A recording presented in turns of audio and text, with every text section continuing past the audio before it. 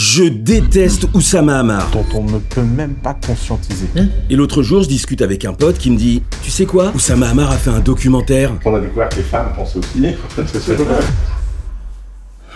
Ok. Alors voilà ce qu'on va faire. Je vais regarder ce documentaire, je vais y aller jusqu'au bout parce que là j'ai l'impression qu'il raconte n'importe quoi. Et je vais en dire honnêtement ce que j'en pense et je vais essayer de garder mes petits avis sur Oussama Ammar pour moi. Il y avait 99% des gens dont la vie n'avait strictement aucun intérêt. Voilà, tout ça pour dire une énorme connerie à la fin. Si j'y arrive. Je déteste ce mec, je le déteste, mais je vais faire un effort. C'est lui. Ah, je l'aime pas. Bon, par contre c'est joli. Très joli. Dans les sociétés de confrontation, on n'a pas l'habitude de dire pardon, on n'a pas l'habitude de reconnaître ses torts, d'intégrer le fait qu'il y a des évolutions. Ok, donc il dit on n'a pas l'habitude de reconnaître ses torts et d'intégrer le fait qu'il y a des évolutions. Donc qu'est-ce qu'il appelle une société de confrontation? Quel tort il parle et quelles sont ses évolutions? On va essayer de se concentrer là-dessus. Des moments où en fait on peut changer la donne. Et on peut changer la donne. Qui est ce on? Parce que vous savez, comme on dit souvent, on est un con. Dans tous les artisans qu'on a rencontrés à travers ce voyage, il y a 3 éléments moi, qui m'ont marqué. 1, la capacité à améliorer sa pratique par la répétition. Donc ça, la capacité d'améliorer par la répétition, c'est, je suppose que c'est ce qu'ils appellent le ma, qui donne le titre au documentaire. En fait, pour un japonais, c'est naturel que apprendre, c'est répéter. Ça commence par la maîtrise du geste. C'est valable pour tout le monde, hein. Je veux dire, même moi, qui ne suis pas japonais, quand on me demande comment je fais pour devenir un bon monteur, et on me le demande très souvent, ma réponse est tout le temps la même, il faut monter tous les jours. Voilà, c'est pas forcément lié que au Japon. Mais du coup, on sent déjà cette volonté de dire, voilà, les Japonais sont comme ci, les autres sont comme ça, et on va créer un comparatif un petit peu entre les deux. Le mec qui fait des sabres, là... Ah non, on peut pas se faire passer pour un grand amoureux de la culture japonaise et appeler un katana un sabre. Parce que la répétition crée des informations dont on ne peut même pas conscientiser. Créer des informations que l'on ne peut même pas conscientiser. Je crois il a fait une petite faute de... Bon, des fois, je ripe sur des trucs comme ça, mais rien de méchant. Il répète. C'est quoi cette transition de merde? C'est bizarre. En fait, on passe de lui en interview, comme ça, il répète, paf, tac ou clac, il n'y a même pas de souffle entre les deux, il y a déjà quelqu'un qui est en train de parler. Très mauvaise transition. Bizarre d'ailleurs, parce qu'il y avait des plans, avec les plans qu'on a vus au début avant, il y avait moyen de mettre un peu d'air, arriver sur un plan où on voit l'extérieur du lieu où ils sont, puis entendre les voix dedans. Pas très agréable.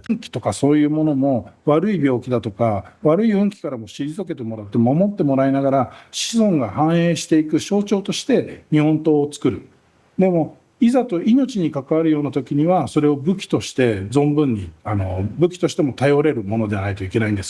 fais juste pause là, on a l'impression que le film s'est arrêté d'être monté. Là c'est un rush en fait, on a le mec qui parle, aucune image d'illustration, aucun plan d'écoute pour l'instant. Il y a une autre chose qui me dérange un peu, mais là c'est très personnel, c'est le fait que ce soit sous-titré, parce que là du coup je suis obligé de lire et le mec parle et donc je lis. Résultat des courses, j'ai l'impression que je commence déjà un peu à décrocher de ce qu'il dit. Ça aurait été mieux déjà d'aérer un peu ces phrases, d'illustrer et peut-être de mettre un voice-over en fait, hein. Ça a dû être tourné avec très peu de moyens, donc on n'a pas forcément les moyens de prendre des comédiens et tout ça, donc c'est pour ça que je dis c'est très perso, mais je pense qu'un petit voice-over là sur un truc comme ça aurait aidé à faire passer parce que le mec parle beaucoup quand même.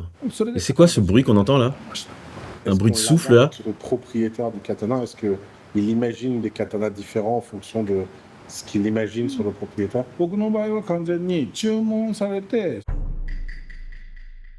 il y a vraiment ce truc, c'est mal coupé. De la même façon, là, on a Oussama qui pose une question. Je sens que le cut entre le son et l'image est au même endroit. Il n'y a même pas cette volonté de lisser un petit peu les deux pour que ce soit plus agréable à l'oreille. Là, quand il apparaît... Est-ce qu'on l'adapte? Voilà. On est tout le temps à l'image sur la personne qui parle. Ça, je l'ai déjà dit plein de fois, c'est pas très élégant. Il faudrait avoir du plan d'écoute et avoir le temps de sentir venir les choses. Là, on n'a pas le temps, c'est bing, ça coupe et t'es déjà dans autre chose. Et qui est cette personne assise à côté de lui? Et d'ailleurs, pareil, qui sont-ils tous? Oussama, on sait qui c'est puisqu'on est arrivé sur sa chaîne pour ça, mais lui... Il a pas de nom, on dit même pas le nom de son métier, il y a rien du tout. Donc on a ce mec qui parle. 僕の場合は完全に注文されて、それでその人のために作る形でしか刀は作って。 Alors, il y a un autre truc là que je vois, je pense que ils ont dû mettre un Black Promist sur l'objectif. On voit la fenêtre qui est derrière lui, et la lumière, elle a l'air très douce quand elle arrive, et on sent qu'elle bave un peu sur les couleurs noires là. ないので、でも人によっては C'est cool. その自分がC'est bien tourné en fait. Ah, c'est ça qu'on entend. C'est un ventilateur. En fait, il y a un ventilateur derrière. Ok. Ça pouvait se couper. Hein. Maintenant, on a ce qu'il faut pour enlever les sons parasites. Et peut-être que comme ça, on aurait pu lisser un peu. Parce que là, on a l'impression que par moment, on l'entend beaucoup. Des fois, on l'entend moins. On l'entend beaucoup. On l'entend moins. Alors que le son de sa voix est plutôt bien. Il y a un petit peu de l'écho de la pièce. 違う一番一般的です。型がいるんですね。で、同じ Un plan d'écoute. ですけども、 Il en faudrait plus. 守るための覚悟をやっぱり刀を持つこと。 Voilà. Et là, on tombe dans un truc qui est logique. C'est que le caméraman, il tient la caméra à la main. Ça se sent. Là, la séquence, elle dure. Le mec parle beaucoup. Donc, il commence à fatiguer un petit peu. Il bouge un peu. Et ça, en fait, il aurait fallu le masquer au montage, en fait, avec un plan d'écoute, par exemple. C'est à ça que ça sert. その人にふさわしい一振りを作っていくということをしています。で、その切腹が許される。 Ah, bien, un plan d'écoute. Ah, trop rapide. En fait, là, c'était bien. Il y a un joli plan de coupe. Pour le coup, sympa. Vraiment sympa. Mais il est trop court. Là, en fait, on sent que le plan de coupe, il est juste là pour masquer une coupe et pas pour rajouter de la beauté dans le film. C'est dommage. Il faudrait le rallonger. Hein. Je vais leur donner une liste de modifs. 自分がでもその自分の家族が殺されたっていうストーリーがあるので。 Je refais une pause. C'est interminable. En fait, tout ça, il aurait fallu le réduire. Hein. Alors, je me pose la question. Est-ce que c'est pas très peu monté parce que le mec parle en japonais? Parce que moi, par exemple, je suis capable de monter en français, en anglais, en espagnol. C'est 3 langues que je maîtrise à peu près en montage. Par contre, il m'est arrivé une fois qu'on me donne une interview à monter en chinois. Bon courage. Et là, bah moi, je peux pas le faire, ça. En général, quand c'est comme ça en boîte de prod et qu'il y a un petit peu d'argent, eh ben, on va les payer un traducteur qui va venir s'asseoir à côté de moi en salle de montage et qui va m'aider à faire mon dérochage et qui va me dire où j'ai le droit de couper, où j'ai pas le droit de couper. Parce que sinon, moi, je vais couper peut-être à un moment où, du coup, la phrase a plus de sens ou des choses comme ça. Et donc là, peut-être, ça pourrait expliquer pourquoi c'est moins coupé. Mais par contre, ça explique pas pourquoi il y a pas assez d'images d'illustres. Donc, si c'est pas assez illustré, c'est soit parce que les mecs se disent pas que ça serait bien, soit parce qu'ils n'ont pas assez tourné sur place d'images qui servent à illustrer. Moi, je préfère qu'on me tue plutôt. Pour moi, me tuer moi-même, c'est une torture. Qui sait? Pourquoi d'un coup il intervient? En qualité de quoi il intervient? Un petit synthé, un truc, ou une petite voix off pour l'introduire, ça aurait été bien senti parce que là, tout à coup, on a un mec qui vient, qui parle, et on sait pas d'où il sort, on sait pas qui c'est. Mais pourquoi le ventre? Parce que ça fait très mal, le ventre. Bon, si on donne l'honneur, pourquoi on pas la jugulaire ou... オープンハート Alors putain, les coupures, elles sont... Ouah, le plop de l'enfer. pas la jugulaire ou... オープンハート Ouais, on entend là quand même que la voix elle a été coupée au mauvais moment et que du coup elle commence sur une ligne droite comme ça, verticale. On entend le montage et on devrait pas en fait l'entendre le montage. Donc petit souci. Après je trouve que la question de Usama elle est un peu triviale, genre pourquoi là, pourquoi comme ça. オールマイティーなそのIl a dit all... やっぱ難しかったですね。ああ、そう。まあ一つの Ah non mais les coupures elles ont plus aucun sens en fait parce que là on sent qu'on lui a reposé une question, il fait ah bah du coup... ああ、そう。 Très bizarre. Je suis désolé, je vais être un peu dur, hein, mais l'image est très belle et c'est très mal monté en fait. Là, il y a énormément de travail à refaire pour lisser tout ça. Il faut choisir son camp. En fait, en gros, parce que on a ce côté où Usama, il est là, il repose des questions, il fait des relances. Donc là, il a posé une question, il a fait une relance. Pourquoi on le garde pas à ce moment-là? Parce que là, on sent que ça a eu lieu, puis qu'on l'a cuté. J'ai l'impression de regarder un dérochage. そうでまあそれを目指してやっていきますけど、でもそれが人生の最大の目的 C'est trop long. じゃなくて、 Beaucoup trop long. Alors en fait, parce que là j'ai l'air de dire ouais c'est trop long et tout machin. Et là normalement quelqu'un de censé me dirait oui mais il faut bien qu'on lui laisse dire les choses en fait au gars. Tu vois, faut qu'il dise les choses. Oui, faut qu'il dise les choses. C'est pas forcément à lui de tout dire. Par exemple, au lieu de tout dire dans sa bouche à lui, on en faisait dire une partie par Usama et lui reprenait derrière pour valider. Comme ça on sait que ce sont bien ses mots. Du coup ça rythmait le truc un peu différemment. どんどん刀鍛冶が少なくなってるのは心配ではあります。 Alors ça c'est joli. Par contre, bizarre la façon dont la musique rentre, parce qu'elle rentre sur la fin de la phrase d'avant. 刀鍛冶が少なくなってるのは心配ではあります。 Et ensuite, on a un début de phrase de guitare. Elle est pas coupée correctement. La musique aussi, ils ont mis un fondu comme ça pour l'amener. Il y a un côté très monteur débutant. Par contre, les images, elles sont belles. C'est super bien filmé, les gars. I shot you down, bang, bang. You hit the ground, bang, bang. Ah, quel dommage, il aurait fallu mettre l'impact un peu bling. Surtout qu'au début, Usama, il faisait blam, blam. Il nous avait mis des onomatopées. Et il parlait de ça, du mec qui tape sur sa lame, là. Et là, on a le plan qui va avec, et on l'entend pas. C'est dommage. Là, ça manque un peu de bruit, de son du truc, le bruit de l'eau, du feu. Mais la musique est belle. La musique. Ça va encore faire sauter ma monétisation. Moi, j'aimerais bien. Ah mais par contre c'est trop long. Alors là, je vais revenir là-dessus parce que cette partie clippée elle est magnifique, les images sont super bien, mais je pense que c'est pas là qu'il fallait les mettre avant. En fait ça n'a pas été tissé. Alors quand je parle de tissage, ce que je veux dire c'est que là on a deux choses. On a un premier ingrédient qui est l'interview du gars et on a deuxième ingrédient qui sont les images d'illustration. Et en fait, plutôt que de les mélanger astucieusement pour faire du montage, pour rendre ça agréable à suivre, à écouter, et de mettre aussi un peu plus de musique en dessous, de jouer un petit peu avec les sons aussi, pareil, ça manque de son. Et ben là, on a mis les choses les unes après les autres. En tout cas, la réalisation, elle est pas affûtée. À mon avis, la caméra, c'est une FX3. En tout cas, c'est de la Sony. Je suis quasiment certain. C'est joli, hein. Ah, en fait, il s'est payé un katana. Ils ont été voir le mec, ils l'ont interviewé, ils l'ont fait parler très bien, et le mec, les images qu'on le voit, il est en train de fabriquer le katana d'Oussama Ammar. Mais du coup, raison de plus, la chute aurait été aussi belle en ayant le mec qui parle de son art en dessous et tout ça, et à la fin, on voit Oussama Ammar avec le truc dans les mains. Cet homme qui a repris une entreprise japonaise et qui n'est pas japonais, et qui s'est marié à une japonaise et qui devient le chef de la famille. Qui c'est ? C'est extraordinaire parce que c'est toujours la même chose au Japon. Très dur d'être accepté a priori. Ah, c'est bizarre ça. Énormément d'acceptation face aux résultats. Je le trouve très étrange, ce plan de face très large et tout ça, ça nous sort du truc un peu intimiste, très proche du visage d'Oussama Ammar. Pour moi, j'ai pas besoin d'une deuxième caméra, là. Je trouve qu'elle rajoute pas grand chose. En plus, elle a l'air un peu de travers, il y a un truc dans l'axe qui va pas. Je suis pas certain que la caméra, elle soit débulée, hein. Mais comme l'angle est pas assez assumé, on n'est pas complètement en face de lui, peut-être. On est légèrement décalé, du coup, on a l'impression, clac, que les choses, elles sont pas droites. Et ça fait pas le pas droit harmonieux avec une ligne de fuite. Non, là, ça fait juste pas droit. Moi, un truc comme ça, je l'aurais peut-être un petit peu zoomé, un peu redressé. En France, on a le même niveau de scepticisme, mais on ne sait pas dire qu'on a eu tort. On ne sait pas finir par reconnaître. On reste dans son truc jusqu'à la mort.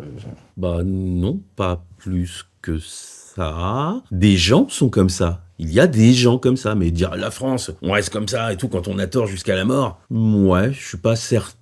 Et puis je suis pas certain que les Japonais soient beaucoup mieux là-dessus. Ils sont capables de faire confiance à un étranger a posteriori. Évidemment qu'a priori, ils sont pas bien, ils ont peur. Et une fois que les résultats sont là, ils reconnaissent le fait qu'ils ont eu tort. C'est ça qui est fou, en fait. C'est cette capacité à faire des choses auxquelles ils ne croient pas. On va revenir un tout petit peu là-dessus, je suis désolé, je voulais pas faire ça, mais là on est en train de tomber sur ce que j'aime pas chez lui en fait. Il t'enrobe des phrases comme ça pour dire des choses dont il a déjà décidé de la chute à l'avance parce que c'est ce que lui a envie de dire, et en fait il essaye de l'étayer avec des choses qui ne disent pas. Il est en train de nous parler d'une différence culturelle fondamentale entre la France et le Japon, qui serait que les Japonais, en fait au début ils sont difficiles parce qu'ils ont un peu peur des gens et avec l'étranger et tout ça, et que une fois que l'étranger a montré qu'il travaillait bien, il respecter ça et que du coup, voilà, il te laissait rentrer. Mais tout le monde fait ça. Tout le monde fait ça. Tout le monde a un petit peu cette réticence avec les étrangers. Tu vois, même dans les pays qu'on dit très accueillants et tout ça, et ben souvent, tu vas aller là-bas, ils vont être très accueillants avec toi, mais si tu veux te marier avec leur fille, ils sont pas d'accord. T'es qui ? T'es pas de chez nous. T'es pas comme nous. Donc ça, on le vit dans tous les pays, en fait. Donc on est tous un peu comme ça, certains pays plus, certains pays moins, mais c'est un trait de caractère humain. Et donc à ça, il essaye de lui faire dire que les Japonais du coup se remettent en cause plus que les Français. Ok, je trouve que la démonstration n'est pas spécialement faite, à part qu'il le dit, ça fait un peu discours performatif, mais surtout derrière, il y a cette dernière phrase où il dit et du coup ils vont faire des choses auxquelles ils ne croient pas. Ça n'a aucun rapport. C'est ça qui est fou en fait, c'est cette capacité à faire des choses auxquelles il ne croit pas. Ça n'a aucun sens. Souffrir. Ça n'a pas de rapport avec ce qu'il vient de dire. Voilà. Mais par contre, il en fait un peu la chute. C'est ce qu'il y a dans ce personnage-là d'Oussama Ammar. Hein. Cette façon de blablater, de dire beaucoup de bullshit. Beaucoup de choses qui sont factuellement fausses. Hein. Il a été repris plein de fois. Aucun temple grec qu'a tenu. Si vous allez à Rome et que vous regardez le Colisée, c'est quasi intact. Un coup de peinture et vous le réouvrez. Oui, un petit coup de peinture magique devrait suffire. Je parle, donc je suis. Je suis désolé, hein, j'avais dit que j'essayerais. Ce qui est faux, c'est qu'il y a vraiment des milliers de toiles différentes en termes donc de... je suppose que là, on parle de lui. C'est le mec dont on parlait au début quand il a dit... Cet homme qui a repris une entreprise japonaise et qui n'est pas japonais. Donc il a pris comme point de départ pour commencer sa thèse étrange. Ok, mais pareil, il faudrait le sous-titrer, machin, qu'on sache qui c'est. On sait même pas comment il s'appelle. Et c'est qui les fabricants de ces toiles ? Alors c'est des groupes japonais qui font importer de la soie. Et c'est tissé au Japon. Il y a un petit souci là, c'est pas méchant, mais il faut quand même que je le signale, je suis là pour ça. Il y a un petit souci d'étalonnage, on voit bien que sur cette caméra-là, on est beaucoup plus lumineux. Il suffit de regarder la couleur de peau là du tisserand, on va l'appeler comme ça pour l'instant. Je ne sais pas comment s'appelle son métier. Entre ça et ça, voilà, on voit bien que sa couleur de peau elle a changé. Hein. Là, on est beaucoup plus foncé, beaucoup plus rouge-orange, et là, il y a plus de lumière, donc il y a un petit souci d'étalonnage. Voilà, donc celle-ci est très différente, avec un feuilletage doré à l'intérieur. Ouais, et puis là, il y a des petits défauts, comme ça, on voit le gars là qui met sa tête et tout, faut recadrer et le sortir, les mecs. Ça fait parasite, ça attire le regard ailleurs. Tissé. À 80%, c'est que des... Et puis ces transitions avec des plops dans tous les sens, quoi. Bon. À 80%. Là, on l'entend, là. Il y a même un petit boom un peu. On les lit comme ça, les livres ici. Plan de coupe, C'est que des pièces plan de coupe, sur des dessins. plan de coupe, je veux en voir. rapport avec le Je veux voir, je veux voir. Donc ça, c'est... Où est le plan de coupe? Plan de coupe, coupe. Ah non, bah non, il le range. Les kimonos, on peut pas partir d'une feuille blanche, quoi. Alors là, petit souci, c'est que le mec, il nous montre un bouquin en disant, voilà, regardez, ça a l'air important ce qu'il est en train de montrer, voilà, vous avez vu ce truc. Et on fait pas le plan pour que le public le voit. Mais le film, on le fait pas pour eux deux qui sont dedans en train de regarder le truc. On le fait pour montrer aux gens qui vont regarder le film, nous. Moi, je veux voir. Et là, on me montre pas, donc je suis un peu frustré. C'est magnifique comme présentation. Ah oui, voilà. Et surtout qu'on ne peut plus les retrouver, c'est des vieux livres qui sont plus réédités. Alors un autre, est-ce que là, on va avoir... Là, on a des... Ah bah voilà. Ça, Et là, on a notre plan de coupe que je réclamais. Ça me fait penser que du coup, c'est un peu la théorie que j'avais tout à l'heure. Je pense que les deux personnes qui réalisent, et je suppose que peut-être c'est eux qui tournent, qui filment, et peut-être que c'est eux qui ont monté, j'en sais rien, ils sont assez novices en fait. Parce qu'un réalisateur habitué à tourner beaucoup, il aurait interrompu sur le coup d'avant en disant tu ressors le bouquin et on refait le plan. Parce qu'un réalisateur, il a le contrôle de son tournage, il subit pas. Là, on a l'impression qu'il a subi, mais que la fois d'après, il savait qu'il ah putain, il aurait fallu que je demande le truc, mais j'ai pas osé interrompre. Et donc là, il a demandé, et là, ils ont refait le plan. C'est ma théorie. Elle a l'air plutôt fondée. Non? Mais si. Et les Japonais continuent d'acheter des kimonos? Ah, bien sûr, ouais. Je reviens un tout petit peu sur le manque de présentation de ce personnage. C'est que du coup, là, il a fallu que moi, je reconstruise un petit peu l'histoire pour comprendre ce qui se passait avec ce mec. C'est-à-dire qu'on nous dit, oui, ce Français qui est arrivé au Japon et qui a épousé une Japonaise a fini par devenir chef de famille et tout ça. Donc on parlait de lui. En fait, il manque tout un pan de l'histoire au début quand on parle de lui. Du coup, on sait pas de qui on parle et on le retrouve après. Et là, on doit deviner que, ah oui, ok, c'est ce mec-là et donc il fabrique des kimonos et tout ça. Il y a mauvais mélange. Mauvais mélange, en fait. Tout ça devrait être, d'abord, on nous donne les rênes, et ensuite on nous explique des choses. Nous donner les rênes, c'est on nous explique qui on va voir, qu'est-ce qu'il fait dans la vie, et machin, et ensuite on suit un petit peu ce qu'il va dire. Parce que sinon, je sais pas qui me parle et pourquoi il me parle. C'est un peu bizarre. Et là, en fait, le mélange, c'est comme au début avec les katanas, en fait. Ça aurait dû être tissé. Le fond, la forme, en fait, qu'on ait cette présentation d'Oussama Ammar en interview, de ce mec-là, sous des images de lui. Qu'on fasse le lien tout de suite. Là, on décroche un peu, on le retrouve après, et on sait toujours pas comment il s'appelle. Moi, j'ai envie de savoir comment il s'appelle. En fait, les bandes, c'est là où on coupe le tissu. Oh, le roi des plops. Vous l'avez entendu, le roi des plops, là? Ah, le plop monumental. Ah, et ça vient d'un truc très simple. Hein. Il a mis son film sur le projecteur, donc il y a le son avec. Et en fait, ils ont tourné avec la caméra comme ça. Ils ont une seule piste audio. Et quand ils ont voulu réduire des choses parce qu'il y a un moment il se passe rien et tout ça, ils ont coupé. Et donc du coup, ils ont coupé dans le son. Et là, on se retrouve avec ce son-là. Et ça, c'est la raison pour laquelle on fait ce que nous on appelle des sons seuls. Ça veut dire que pour pouvoir avoir du son en rab qu'on va pouvoir utiliser en pansement en dessous pour lisser les choses comme ça pour qu'il n'y ait pas de plop, eh ben on va enregistrer le son du truc sans que personne parle par-dessus et on va le garder. Donc soit, là en plus c'est un film, donc si ça se trouve il y a moyen de juste récupérer le film et d'avoir le son du truc, mais après on n'aura pas l'ambiance du lieu, soit tu demandes au mec de te repasser le truc et tu prends que le truc pour le son quoi. Ou peut-être même tu pourrais prendre l'image, ça ferait des plans de coupe en plus, ou à un moment on est plein pot sur la vidéoprojection, et là ils ont même pas eu la gentillesse de mettre un peu de fondu quoi. Tu mets un fondu quoi pour que ça ploppe pas aussi fort que ça. Là c'est bourrin quand même hein. Comment t'es arrivé ici? C'était en working visa, ouais, 1 an.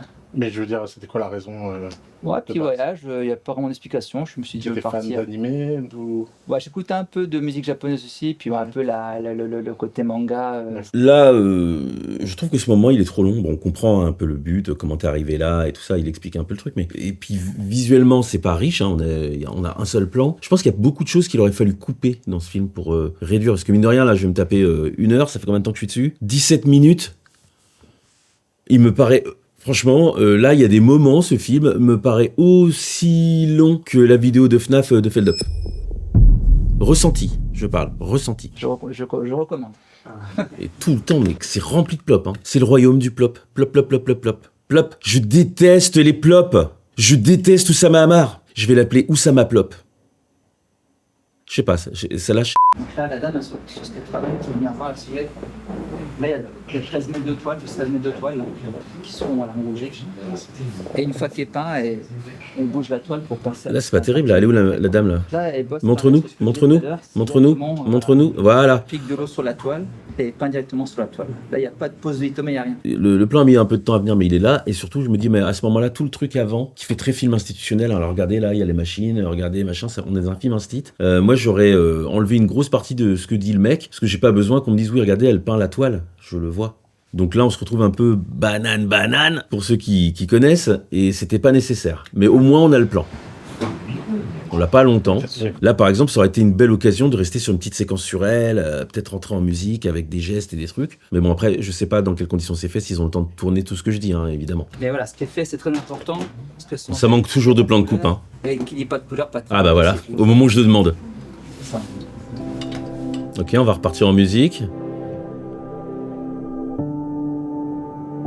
En fait, c'est la structure en elle-même qui est toute comme ça, en fait. C'est d'abord on parle, ensuite on se prend un clip avec des images.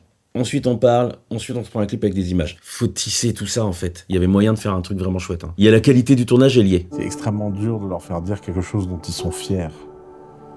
Parce que ils ont un rapport au marketing qui est très français pour le coup, et dont les entrepreneurs ne devraient pas s'inspirer, là, pour le coup. C'est marrant, ce French bashing permanent, là. Venant de la part d'un mec qui transpire la France. Parce que là, pour le coup, il va pas nous la jouer, quoi. Hein. On n'a pas besoin de dire qu'on fait quelque chose de bien, derrière leur humilité de façade. Alors, on va voir où il emmène ça, mais là, en fait, j'ai l'impression que je revois un petit peu la séquence d'avant où il commence à partir dans une de ses théories fumeuses. Parce que là, déjà, dire humilité de façade, ça sous-entend qu'ils sont pas humbles. Oui, humilité de façade. Derrière le fait qu'ils sont incapables de dire qu'ils sont bons à faire quoi que ce soit, une immense fierté.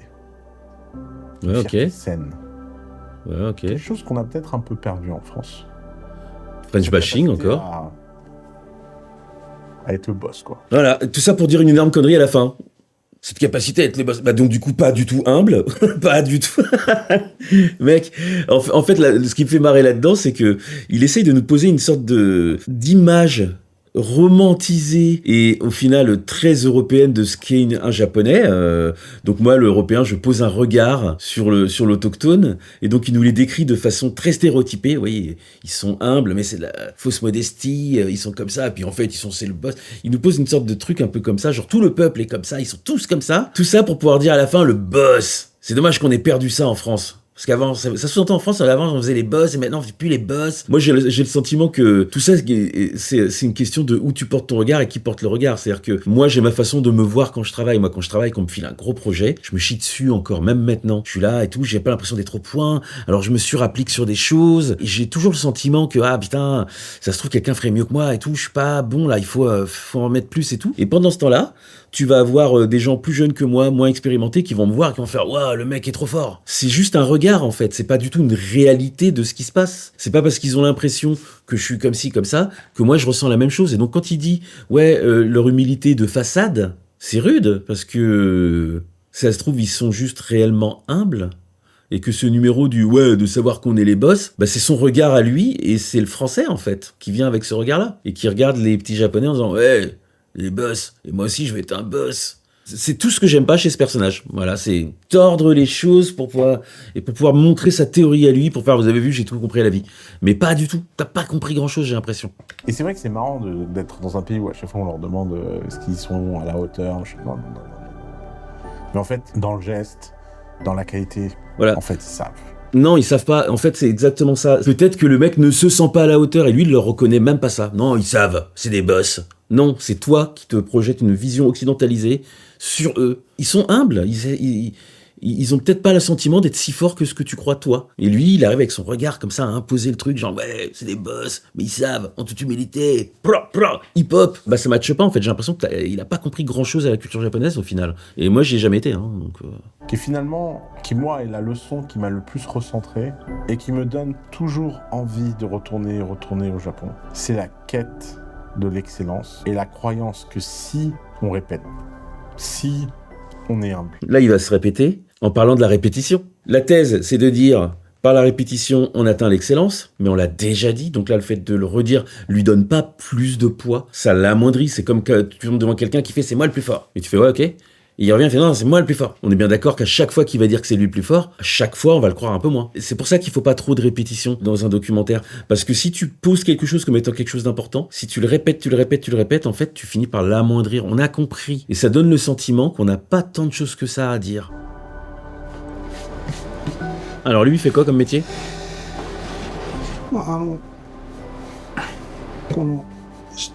Bon là par exemple, pareil, hein, les ruptures elles sont un peu brusques. Je sais pas pourquoi on passe jamais par des plans à l'extérieur ou des choses comme ça, mais ça aurait été sympa de le ramener en fait déjà à l'audio petit à petit un petit peu, de ramener la séquence d'après à l'audio. Ne serait-ce que ça et ça serait passé mieux.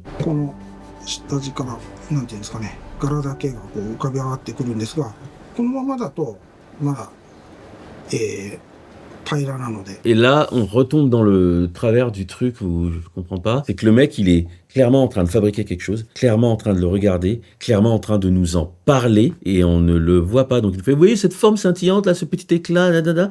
Bah non, en fait, je le vois pas. Puis pareil, toujours le plop avec le son et l'image, quoi. Alors là, les prochains, on va faire des interrogations écrites, hein. Les prochains qui me disent, c'est quoi un plop ? Alors, je vous le remonte une dernière fois, hein. Écoutez bien la transition audio entre les deux plans. Attention, parce que là, c'est le royaume du plop, hein. Là, c'est le plop, il est épais comme ça, quoi. Voilà.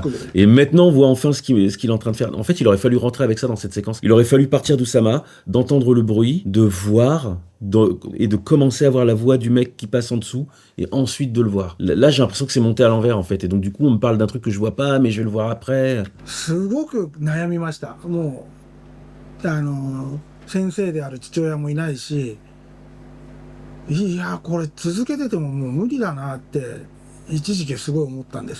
Donc du coup, là, le mec est en train de dire exactement ce que moi je disais, pas le côté du le boss, le doute. C'est pas parce que t'es bon que tu doutes pas, c'est pas parce que de l'extérieur, dans les yeux d'un novice, t'as l'air exceptionnel que toi, dans ta peau, tu doutes pas. Ouais,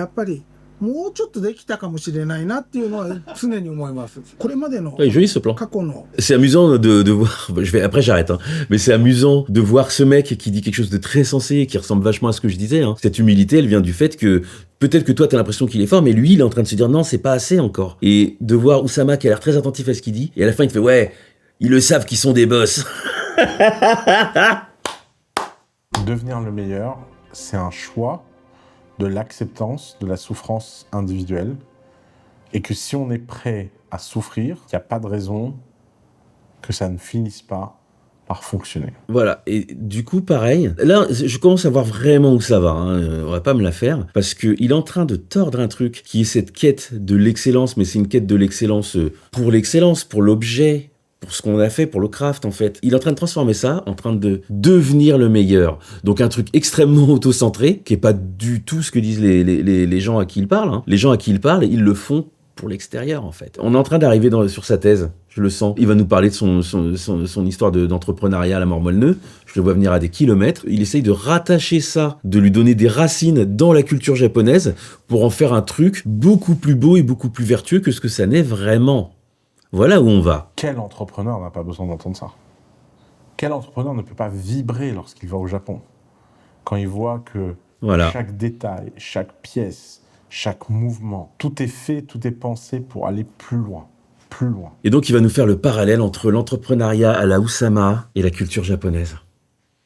Vous savez, souvent on est un petit peu comme ça à dire « Ouais, est-ce que ce film est un documentaire ? Est-ce que ce film n'est pas un documentaire ?» et tout. Là, ça n'est pas un documentaire. C'est un argumentaire. Revenir au Japon, moi, c'est mon 13e ou 14e voyage, je sais même plus. Mais t'as le droit d'aimer le Japon, hein. De toute façon, au Japon, si tu veux connaître des gens, si tu veux être respecté, tout passe par le travail. Je vais revenir un peu là-dessus parce qu'au final, ça va être le sujet de fond, hein. C'est que les entrepreneurs dont parle Oussama Ammar, c'est les entrepreneurs 2.0 qui ne savent rien faire de leurs 10 doigts. Et il essaye de les mettre en parallèle avec des gens qui fabriquent vraiment des choses, qui font du travail manuel, et leur dire voilà, j'attends de voir de quelle façon il va tourner ce truc, pour leur dire et donc du coup, faites du dropshipping quoi. Mais je trouve ça marrant parce que là je vois ce mec, bah il fabrique vraiment des choses en fait, et donc il est reconnu pour son travail parce qu'il fabrique vraiment des choses. Mais par contre, pourquoi nous, nos entreprenouilles, comme j'aime bien les appeler, ils sont pas très reconnus par les gens, à part par les gens qui sont comme eux? Et ben c'est parce qu'ils ne savent rien faire de leurs 10 doigts, et qu'à part parler, en fait, au final, blablabla, blablabla, mais ils apportent rien. Oui, ils arrivent à gagner de l'argent, et c'est leur seul baromètre pour dire oui, je suis quelque chose, j'ai fait quelque chose, mais en fait non. Quand tu vois le mec qui fait des katanas, il te le dit, moi j'ai fabriqué un objet là, et j'aime bien l'idée que bah, peut-être dans 100 ans, dans 1000 ans, il sera encore là cet objet, et il y aura une trace de ce que j'ai fait. En fait, j'ai l'impression que parfois, ils aiment pas trop parler pour rien, en fait. Ils aiment pas trop parler pour rien. Je suis très fier d'avoir dit exactement la même phrase que Rick Rubin sans savoir que Rick Rubin l'avait dit. Je vous laisse faire les liaisons. Parce qu'aujourd'hui, on arrive dans un monde où l'IA est en train de pousser tout le monde et tout, et on dit que l'IA a pris aussi la place l'IA. des artistes. Et donc là, on va y arriver parce que je pense que c'est un de ses chevaux de bataille à Oussama Ammar, l'IA maintenant. Mais là, j'ai l'impression que voilà, vous voyez, on y vient petit à petit là. Là, on n'est plus du tout en train de vraiment parler du craft japonais et tout. On est en train de sortir là. Alors, c'est marrant parce que j'ai dit exactement, je suis très fier d'avoir dit exactement la même phrase que Rick Rubin sans savoir que Rick Rubin l'avait dit. Mais j'ai une preuve que je l'ai dit de façon autonome, puisque je l'ai dit dans une vidéo en 2000. C'est pas beau ça, cette façon de vouloir se mettre en avant, genre non mais c'est moi qui l'ai dit en premier. On s'en bat les couilles en fait. Pour moi, en fait, Descartes a été le premier à tenter d'essayer d'expliquer pourquoi on était humain. Il a dit je pense donc je suis. Donc, c'est... Descartes, c'est le premier à avoir essayé d'expliquer pourquoi on était humain.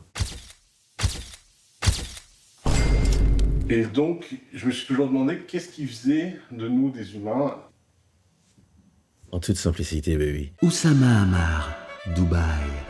Il y a un truc qui est obvious, qui est devant nos yeux et dont personne ne parle, c'est le désir. Quand tu tombes sur des gens qui ont vraiment des désirs immenses, tu te rends compte que d'un seul coup, c'est comme si le monde entier se reconfigurait autour de leur désir. Et ce désir vient avec je sais pas trop comment dire en français, mais agency en anglais. D'ailleurs, c'est intéressant que le mot n'ait pas d'équivalent en français. Tu décides de faire quelque chose, tu fais quelque chose, tu prends le résultat dans tes mains. Ça me saoule, hein. J'ai pas envie de faire d'analyser chacune de ces paroles, c'est pénible, ça m'oblige à me concentrer sur ce qu'il dit. Il te dit c'est le désir qui fait de nous des humains. Le désir d'obtenir ce qu'on veut, comme tous les animaux quoi. Les animaux, quand ils ont envie d'un truc, s'ils passent devant eux, ils le prennent tout de suite.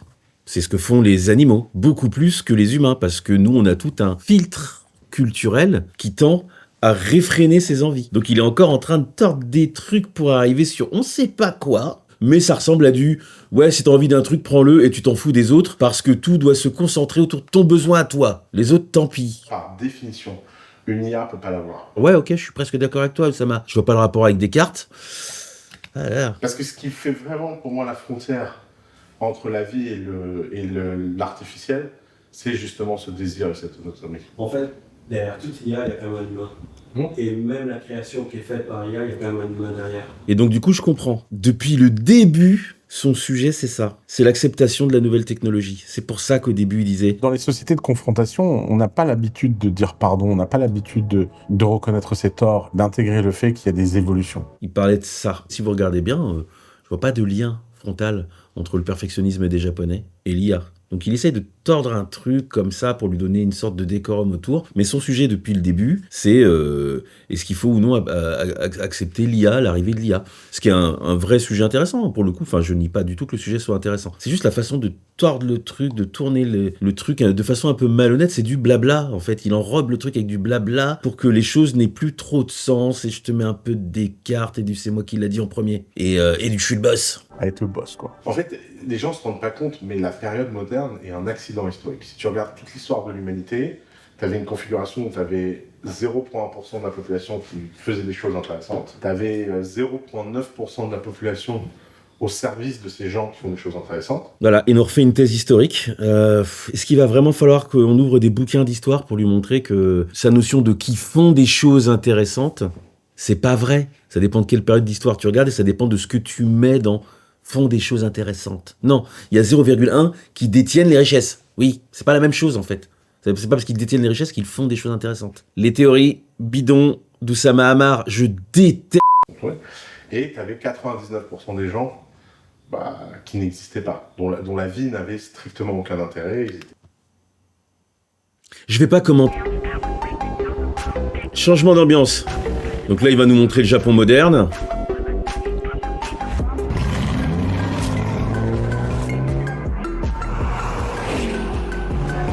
J'ai l'impression que je comprends un truc, en fait. C'est sympa, ce moment de montage. C'est très sympa, et j'ai l'impression que du coup, on verra si je me trompe, hein, mais que les mecs là qui font ça, à la base, c'est plutôt des monteurs de clips. Hein.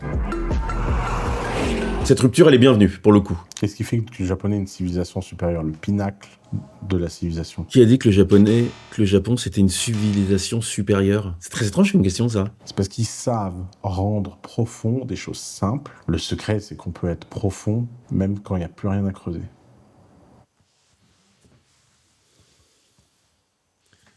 Tu le poses. Et tu fais comme si tu faisais stop avec ta main comme ça. Ouais. Tu vas baisser jusqu'à le temps que tu Ok. C'est marrant les moments comme ça. Hein. Là, pour le coup, c'est un moment qui est vraiment intéressant, qui est vraiment documentaire. On découvre un truc de la culture japonaise et on n'est pas en train de le tordre dans tous les sens et tout. Non, on est dessus, comme ça on comprend bien ce qui se passe. Je vois de quoi on parle quand on me parle du perfectionnisme des Japonais sur les gestes et sur les trucs. Là, au lieu de me le dire, on me le montre. Là, c'est bien. Et tu vois,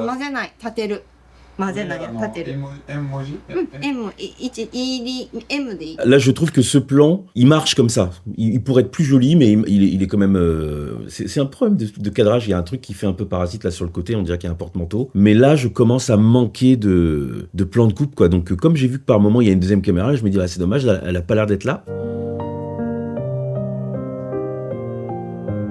Et puis là, on voit aussi un truc qui est dommage, et ça, c'est des petits trucs, hein, mais c'est que comme, en fait, c'est tourné en 16/9 et pas en 2/35 comme ça avec les barres, ou 2/39 d'ailleurs, peut-être 2/35. C'est tourné en 16/9. Du coup, elle a eu la tête coupée, parce que le cadrage, il est pas bon, il aurait fallu être légèrement plus reculé pour avoir un cadrage harmonieux, ou alors il faudrait recadrer différemment. On devrait voir ses genoux, et on devrait voir le haut de sa tête. Et là, on voit ni l'un ni l'autre, et on sent bien qu'ils sont derrière l'image, en fait. Par contre, il y a des choses qui vont pas. Ce drama national de l'argent est très triste chez les Japonais. Cette incapacité à comprendre que le prix ne reflète pas la qualité. Si je réfléchis, j'avais un truc qui me gênait, que j'avais du mal à voir, à formuler depuis le début, mais c'est qu'il vient observer le Japon comme un bon colon qui va comparer des choses et décerner les bons points, dire ça c'est bien. Ça par contre, leur incapacité à faire des trucs, moi en bon français Oussama, je décide de ce qui est bon, de ce qui est pas bon pour les gens en fait, tu vois. Ah, c'est un peu puant. C'est pas bon pour l'économie. Et vous, en tant qu'entrepreneur... Et donc depuis le début, là ça vient de sortir, hein. Vous, en tant qu'entrepreneur, donc depuis le début du film, il s'adresse à son audience d'entrepreneurs et il est en train de donner un cours magistral. Et c'est ça qu'il fait depuis le début. Ce qui explique ce côté un petit peu entrecoupé où on le retrouve en interview à faire du baratin comme il fait d'habitude. Il y a des moments très sympas dans le documentaire. La cérémonie du thé, elle est très sympa et elle a une vraie valeur documentaire. Voir les gens en train de faire leur art entre le gars qui fait le katana, celui qui montre comment ils font les kimonos. Tout ça est très intéressant et tout ça est très documentaire. Mais là, en fait, c'est pas un documentaire. Il est en train de leur mettre dans la tête ses nouvelles théories. C'est ça qu'il est en train de faire et c'est ça qu'est ce film. Et c'est bien dommage. Et vous devez comprendre qu'il n'y a pas de sujet moral dans le fait d'aller percevoir de la valeur. Donc en fait, il reproche aux Japonais d'avoir de la moralité. Seulement si les Japonais ont de la moralité, ça ne peut pas être retiré du fait qu'ils ont cette capacité à aimer le fait de bien faire les choses pour une sorte de noblesse. C'est de la moralité, en fait. Et lui, il arrive à pas voir le lien entre les deux. On a eu l'impression au Japon que les gens ne veulent jamais gagner d'argent. On voit des endroits qui pourraient être beaucoup plus chers et qui ne le sont pas. Pour un occidentaliste, capitaliste, on se demande s'ils sont pas fous. Mais je serais très très intéressé d'avoir son point de vue par rapport à l'argent et l'importance de l'argent. Je trouve ça très bizarre ce qu'il dit, parce que quand même, le Japon... moi, je connais pas beaucoup le Japon, mais c'est quand même extrêmement capitaliste, il me semble. J'ai envie de prendre mon chat dans mes bras. Kevin ? 一番の目的になったら人に優しくできないと思うんですよ僕は多くの人がでもこの街は人に優しくするとか自分のこだわりの商売をするっていうことが Bon, c'est intéressant. Par contre, pour le coup, c'est marrant parce qu'avec sa façon, parce qu'il a son angle et il a le droit, hein, de prendre les choses, il crée un débat qui est intéressant parce que là, le mec, il dit, bah oui, mais si on est comme tu dis, en fait, il y a plus de bienveillance et nous, on a décidé, enfin nous, la ville dont il parle, les gens ont décidé d'être bienveillants en fait. Et la bienveillance, ça passe par ces choses-là. Ça va pas ensemble en fait. Ton idéologie de merde, elle ne va pas avec ça. Et si les gens ils ont envie d'être bienveillants, qu'est-ce que tu vas faire? Tu vas rien faire. Tu leur fous la paix. こだわりのものづくりとかをするっていうのが一番大事な目的であって、その次にこう暮らしていくために商売をしているっていう順番なんです。 C'est quand même marrant d'ailleurs parce qu'au final je suis en train de me demander, parce qu'il a dit qu'il aimait beaucoup le Japon et que voilà, comment il peut aimer un truc dont les valeurs ont l'air tellement à l'opposé des siennes. Parce que là clairement le mec il est en train de dire l'inverse. Qu'est-ce que tu aimes au Japon, Oussama, en fait? Une vision romancée que tu t'es fait? Le Japon et la France partagent des gouvernements omniprésents qui depuis des centaines et des centaines d'années sont des vrais parasites. Au sens le plus biologique du terme parasite. Ils ne peuvent vivre que par l'existence de tous ceux qui, autour d'eux, acceptent leur existence. C'est quoi la théorie en fait? C'est d'avoir un pays sans gouvernement? Tu sais ce qui va se passer s'il n'y a pas de gouvernement en fait? S'il n'y a pas de gouvernement, ça veut dire qu'on n'a pas d'armée. Si on n'a pas d'armée, ça veut dire qu'en fait, la Russie, ils vont venir, ils vont nous péter la gueule. Je pense que normalement, on est des grandes personnes. Et on est censé le savoir. Nos gouvernements, ils nous font chier sur des tas de trucs. C'est vrai, c'est vrai, c'est vrai. Ça, pour moi, c'est une façon de masquer un truc très factuel qui est on paye trop d'impôts, ça nous fait chier, on aimerait payer moins d'impôts. C'est ça, le parasitisme de notre gouvernement. Il nous prend trop de choses, on est d'accord. Mais essayer de sous-entendre que s'il n'y avait pas de gouvernement, ce serait mieux, bah, il y en a qui ont essayé, je crois. Hein. 僕自身が目指すビジネスの理想もそういう正しいことをしたい。 Là, le mec, il est en train de dire que ce qui est important, c'est d'être honnête et de faire les choses correctement. Pas le Oussama, quoi. 宇佐間さんはこう正しく求められるだろうけど、こうどういうこう Ah, c'est intéressant de le challenger comme ça. エンジンで好きに生きてるのか。Le meilleur livre qui a jamais été écrit là-dessus, qui est un livre que j'ai lu quand j'étais ado. Ah, comment ça m'énerverait, le mec, tu lui poses une question très simple. C'est quoi ton moteur? Il fait ah, le livre que j'ai... Mais non, ton moteur, pas le livre que t'as lu là-dessus. Donc déjà, on sent qu'il va commencer à enfumer le truc, quoi. C'est en faisant tous les jours des petites choses et des petits actes de courage qu'on développe, en fait, la capacité à avoir du grand courage. C'est dans les petits courages qu'il y a les petits ruisseaux de la grande rivière du grand courage. Oh putain, comment font les gens pour l'écouter parler pendant des heures? T'es courageux, Oussama, t'es pas courageux, c'est pas vrai, c'est pas ça le courage, mec. Est-ce qu'à un moment tu vas être capable de risquer ta vie pour quelqu'un d'autre que toi? Le courage. Est-ce qu'à un moment tu vas être capable de te dire ok, mon pays il a été envahi, en fait il va falloir se battre contre l'envahisseur et peut-être qu'en se battant contre l'envahisseur je vais mourir, mais je le fais pas pour moi, je le fais pour ceux d'après. Pas s'il faut que je sois dans l'illégalité, je vais être dans l'illégalité, je vais pas payer mes impôts, je vais me barrer à Dubaï. C'est pas ça le courage. Quand on a du courage, on a de l'honnêteté. Alors là, je suis d'accord avec lui. Peut-être qu'il y a un lien entre le courage et l'honnêteté. Et comme je pense vraiment fondamentalement que c'est quelqu'un de malhonnête, la messe est dite. Si on veut faire du business librement, il faut avoir le courage de savoir dire non et d'être capable de refuser des opportunités. On est d'accord que la question de base, c'était qu'est-ce qui t'anime? Et il nous a toujours pas dit ce qui l'anime. Hein. Et c'est à ça qu'on reconnaît les vrais baratineurs. Pose une question simple, la réponse sera compliquée. La liberté d'élever ses enfants comme on veut, il faut avoir le courage de les retirer de l'école et de ne pas laisser l'école donner un message contraire à ce que nous on veut dans l'éducation. C'est ce que pensent tous les gens qui sont dans des sectes. Ils veulent retirer leurs enfants de l'école pour pouvoir leur bourrer le crâne avec du bullshit. Je suis d'accord qu'il y a des soucis avec nos écoles et tout ça, et si on veut. Hein. Mais retirer l'école parce qu'on estime que machin et tout. Et qui va leur enseigner quoi du coup? Qui? Toi? Mais souvent, on imagine que tout le monde nous regarde et que tout le monde n'attend que ça pour nous punir. Mais à part dans les sociétés extrêmes... Et là, regardez le truc. Là, il est en train de sortir sa grande phrase. Et donc maintenant, on met de la musique en dessous de lui quand il parle. Je crois pas, à part au tout début, parce que c'était l'intro, qu'on ait mis de la musique en dessous d'Oussama quand il parlait. Donc là, on est dans un moment où on essaie de le rendre grandiloquent. Je vous souhaite à tous de vivre cette expérience. Et de comprendre à quel point, dans un monde où il y a autant de pays à visiter, le Japon a une place spéciale et singulière. Vous y trouverez sans doute une nourriture pour votre âme. Il va y avoir une invasion d'entrepreneurs au Japon. Hein. S'il y a des Japonais qui me regardent, on est désolé. Vraiment, on est désolé. Nous, on voulait pas vous les envoyer, mais c'est Oussama...